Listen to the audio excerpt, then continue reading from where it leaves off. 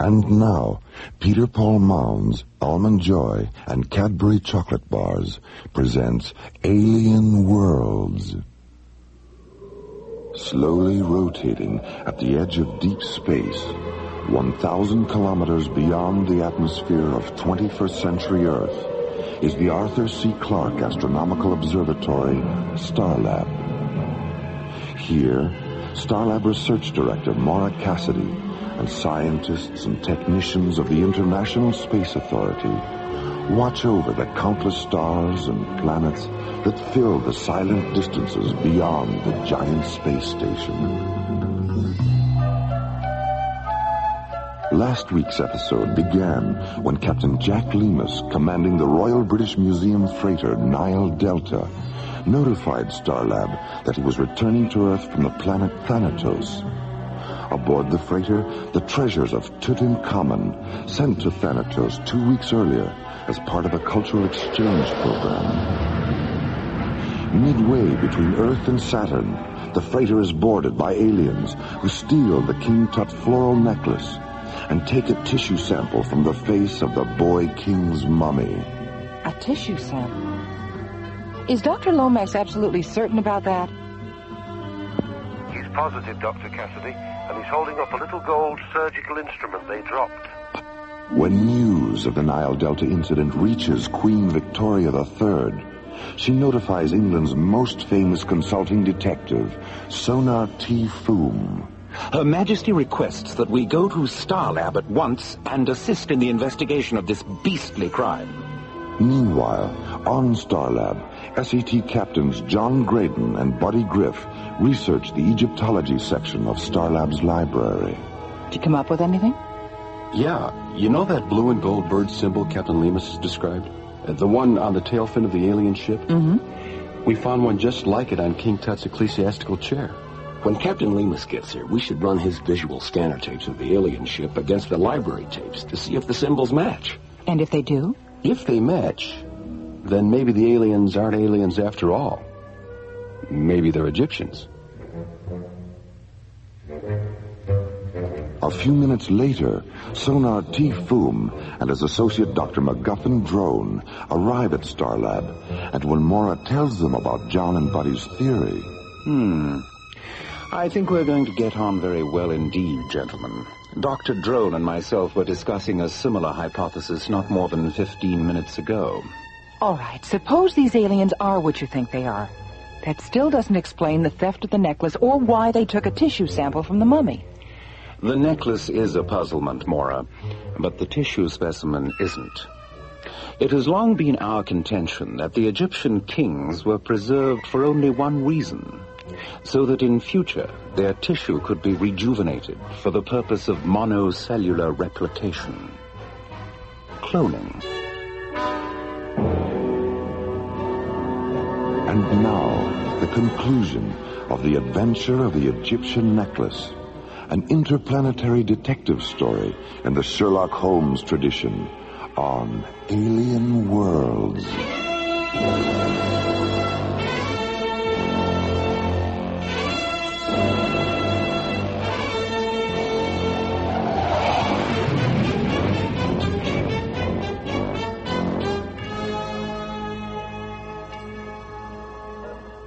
We ran the Egyptology tapes all the way back to the First Dynasty, but we couldn't find a connection with any other civilization. A lot of theories, but nothing definite. What sort of theories? Well, some historians think dynastic Egypt may have evolved from ancient Sumeria because of the similarity of their religious deities and astrological calendar. And a few renegade scholars even hypothesize that the Egyptians were the survivors of Atlantis. Look, before we get carried away by all these theories, I'd like to know one thing. Aside from religious deities and sky ships, did these civilizations share a common philosophy about where they came from? Yes, Maura, they did. They all believed they were the children of highly evolved beings who originally came down from the stars.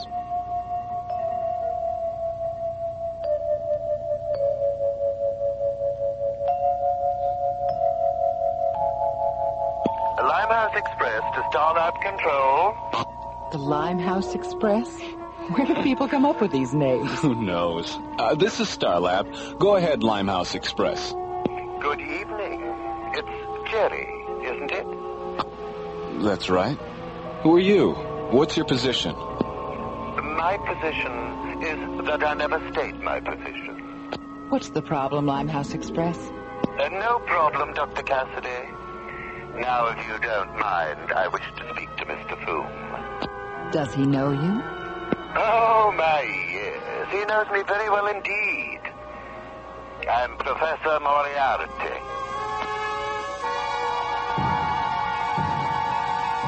Alien Worlds will continue. Pardon me. Isn't that a Cadbury chocolate bar? I've never tried one. Oh, that's too bad. Do you mind if I have a teensy piece? Hey, you took my bar. I'll just take a little bit. It was for my wife and me. Oh, she'll love it. See, this is great. You know you can get carried away with this stuff? Yes, I've noticed. Oh, come on, it's a big bar. It's getting smaller. When people get a taste of a big, thick Cadbury chocolate bar, they get very carried away. Because only a Cadbury bar is so rich, so creamy, so Cadbury. And with the big-size Cadbury chocolate bar, you get a big choice. Cadbury Fruit and Nut, Cadbury Almond, Cadbury Caramello, and of course the big favorite, Cadbury Milk Chocolate. So remember, when you get your Cadbury, be careful. Because with Cadbury, people can get very carried away. Can I have my Cadbury back now? Your Cadbury? Oh, well, I guess I got carried away. You'll get carried away with Cadbury.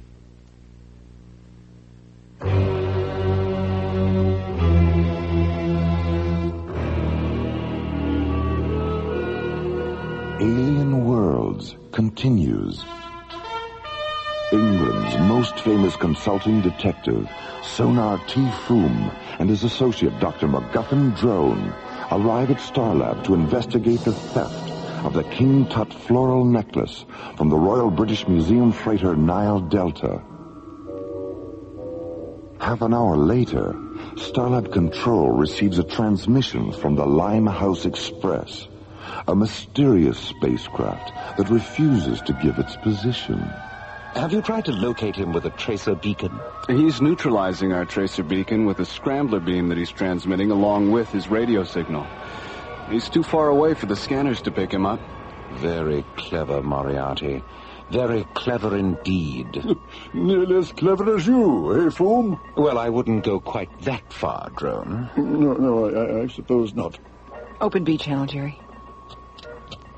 Go ahead, Mr. Foom. So, Professor Moriarty, we meet again. Ah, my dear Foom, it's so good to hear your voice. Interplanetary crime is so boring without an adversary of your caliber. What exactly is on your criminal mind? I'm in the mood for a bit of cat and mouse with you, Foom. So I thought it might interest you to know that the Tutankhamun necklace is in my possession. And the aliens who took it are being held aboard my ship.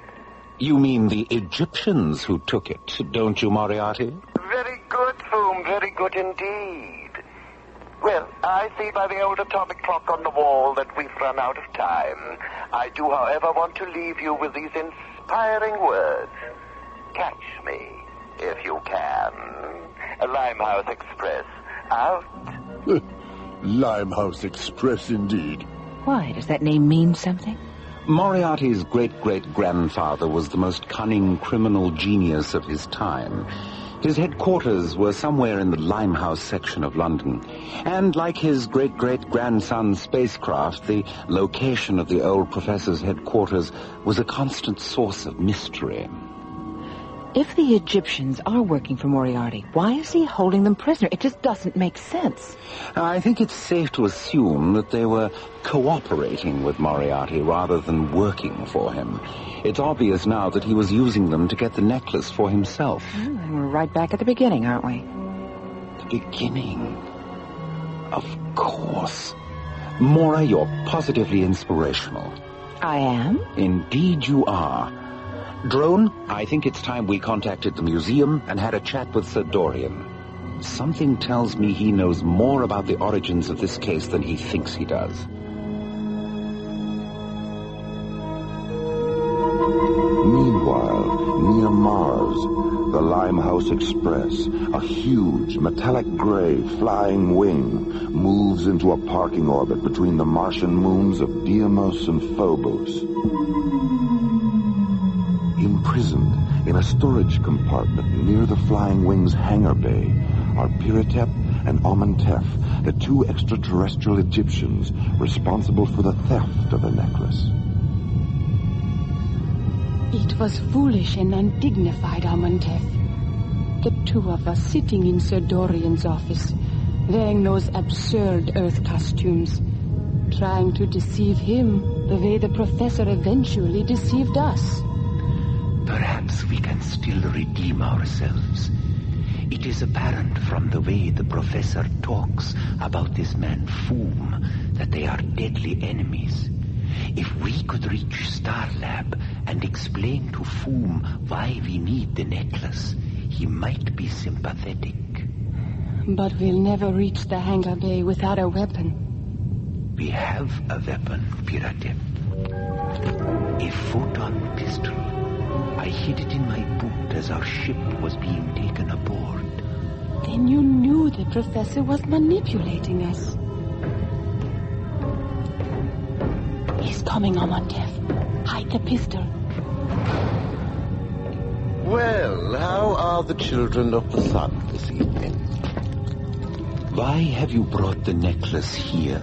I'll be taking it to Anshar in a few hours, and I thought perhaps you'd like to have one last look at it. Be very careful with it, won't you, my dear?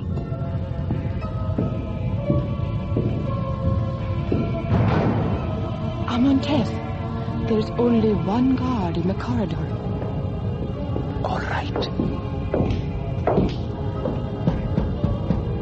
What is it?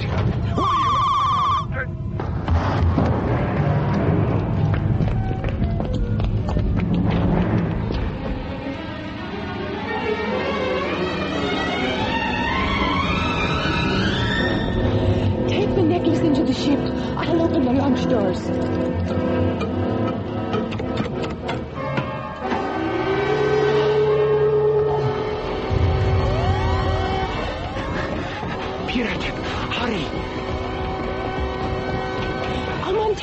The guards are coming. Take the necklace to stop it.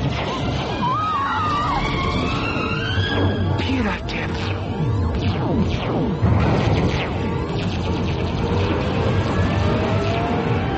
Stop him, you fools! He has the necklace!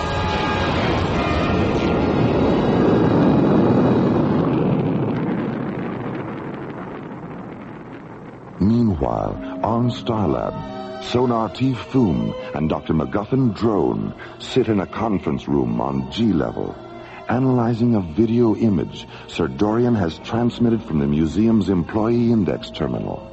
Drone, there's something rather curious about this picture of Wilhelmina Hammersmith. Look closely at the eyes. What's your professional opinion? Well, the left eye is artificial. Now, look at the ring finger on the left hand. Oh, here, let me magnify it. What do you see? A deep circular impression, as if a ring had been removed. A platinum serpent's ring, perhaps? Great Scott. Great Scott indeed, my dear Drone. This is not a 70-year-old Egyptologist named Wilhelmina Hammersmith. This is none other than Professor Moriarty himself. What an extraordinary masquerade. Yes. Wearing this disguise, Moriarty appears at the museum and presents false credentials. Impressed with these documents, Sir Dorian gives Moriarty a post in the Egyptian Antiquities section. And it is here that he learns the highly confidential facts of the Nile Delta's Thanatos schedule.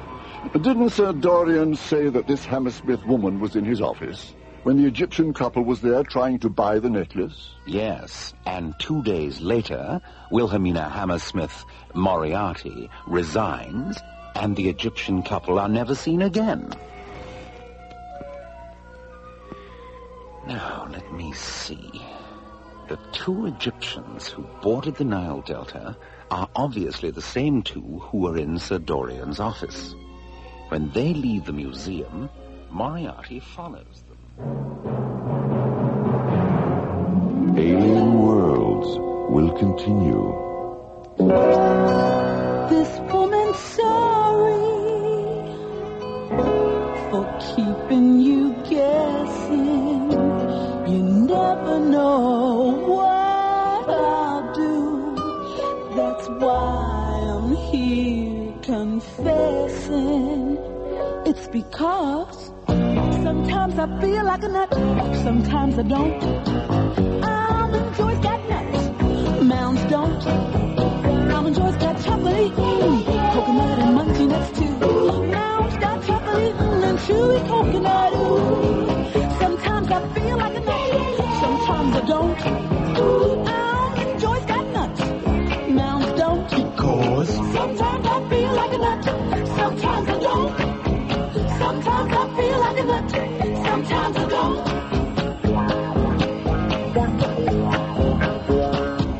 Sometimes I feel like a nut, sometimes I don't.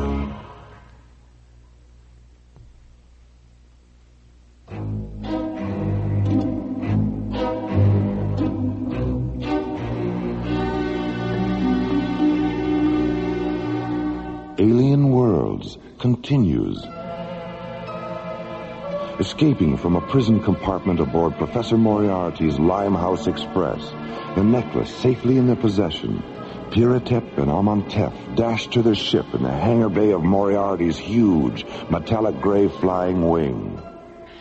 Take the necklace into the ship. I'll open the launch doors. But as the thick metal doors slide open, they trigger a series of security alarms. And before Piratep can reach the ship, a squad of Moriarty's guards enter the hangar bay and open fire with laser rifles. Piratep. As Piratep falls, blood streaming from her face, Amantef closes the hatch of the ship and blasts off for Starlab. 9 hours later...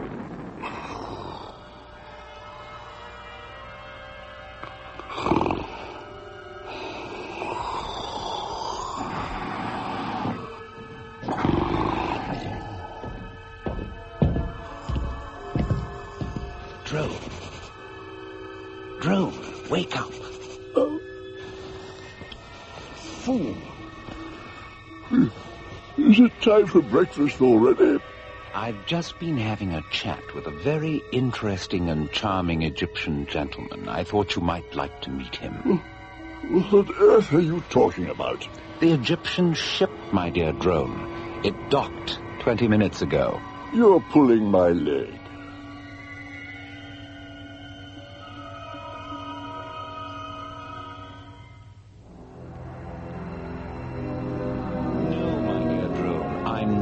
Pulling your leg.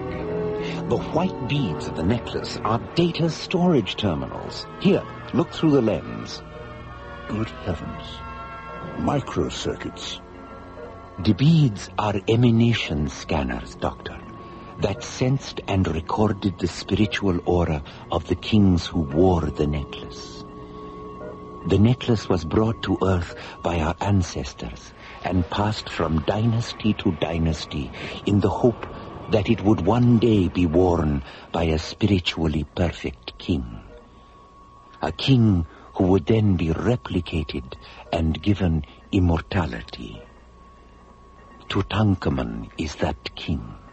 Look, you said you didn't know King Tut's tomb had been discovered until just a few weeks ago. How did your people lose track of its location in the first place? The last Egyptian dynasty ended with the death of King Nechneb. When he died, the necklace was sealed in his sarcophagus. 1 year later, on the first day of the new solar equinox, our ancestors returned from Nachesh Shem in a ceremonial funeral ship. As the ship orbited Earth, an inner circle high priestess went down in a small lander. She recovered the necklace analyzed the white beads, and saw that of all the recorded spiritual auras, Tutankhamun's had been the most perfect and powerful. Placing the necklace in Tutankhamun's tomb, she returned to the lander, contacted the ship, and reported that it was Tutankhamun who would be given immortality. But before she could give the location of the tomb, her transmission was interrupted. She was never seen or heard from again. Limehouse Express to Starlab. I'll talk to him, Mora. Well, if it isn't the notorious Wilhelmina Hammersmith. Don't be tiresome, Foom. I know Amontef is there. We tracked his ship. Now, as you said earlier, let's get down to cases. Peratep is alive and sealed in an airlock. If you don't return the necklace, I'll decompress that airlock and kill her. I see. How do you want us to proceed? Dr. Cassidy and Amontef will deliver the necklace in an unarmed ship. Amontef knows my location. And Foom, don't try any of your tricks. Decompression is a singularly horrible way to die. What are you going to do, Foom? Elementary, my dear drone. I'm going to beat Moriarty at his own game. Amontef, come with me. I'd like to have a word with you in private.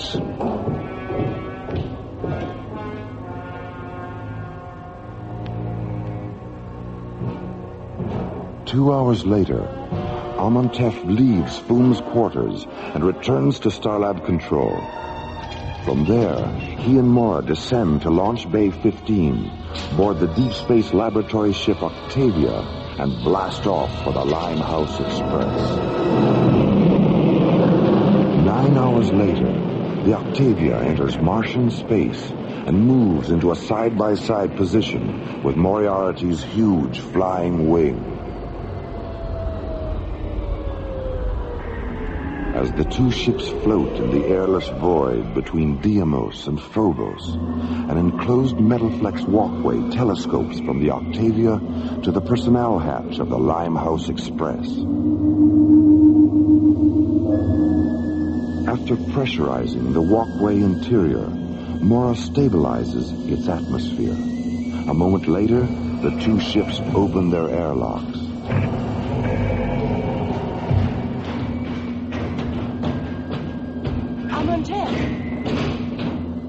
Peratep, your forehead. Don't concern yourself, Amontef. The wound is superficial. Thank Ra for that. Go into the ship now and rest. You're very pleased with yourself, aren't you, Professor? And why shouldn't I be? I not only have the necklace, but I've outsmarted Sonati Foom as well. You're no match for Mr. Foom. Your cruelty defeated him, not your intelligence. You're an ugly little man, Professor. Ugly and arrogant and stupid. Sticks and stones, Dr. Cassidy. Sticks and stones. It's time, Professor. All right. Tell your men to return to their stations. May I hold the necklace one last time? Of course, Amontef. I'm as sentimental as the next man, in spite of my overweening ugliness. Would you like to hold it, Mora? Yes. Yes, thank you. Professor? Yes?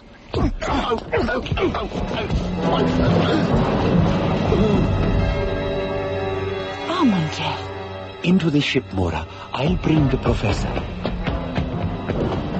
Professor! Guards! Guards!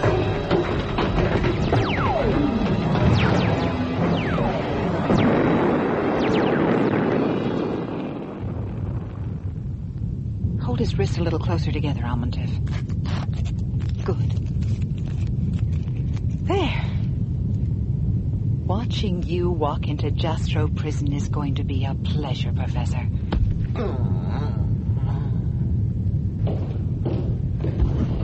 Amontef, how did the descendant of an ancient Egyptian high priest manage to become a master of Oriental martial arts? In much the same way that I became a master of disguise, Mora. Practice. Here, hold my nose. Mr. Foom! Shh! You'll wake Piratep. Why didn't you tell me? If you had known it was me disguised as Amontef, you might have behaved differently aboard Moriarty's ship. Here, help me peel off this beard. My fingernails are all sort of... Mora? Oh, I'm sorry, Mr. Fu.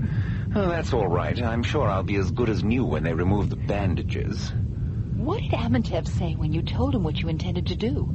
He smiled his most seraphic smile and gave me his blessing. He's quite an extraordinary man, you know. While we were talking, I asked him why the Egyptian civilization was brought to Earth in the first place. And he said, "To create a sense of wonder, Mr. Foom. A sense of wonder so compelling as to cause those generations still unborn to look at history with new insight and see the universe with new eyes. Eyes that will one day look back at ancient Egypt and understand what we tried to do there. And on that day, realize that they are looking back into the future."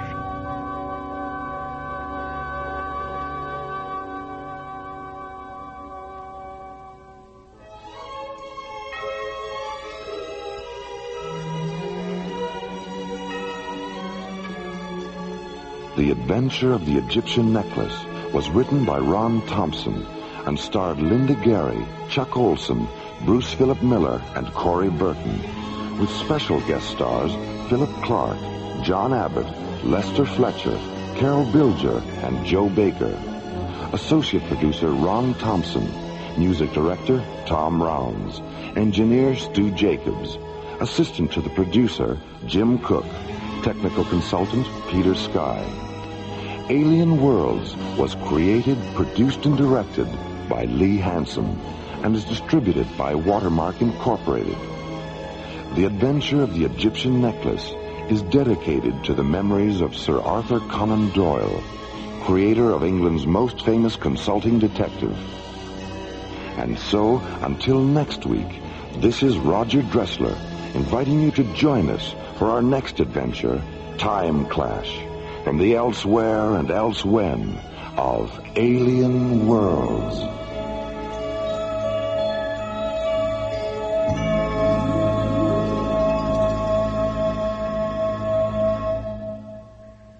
Peter Paul and Cadbury Chocolate Bars hope you have enjoyed Alien Worlds.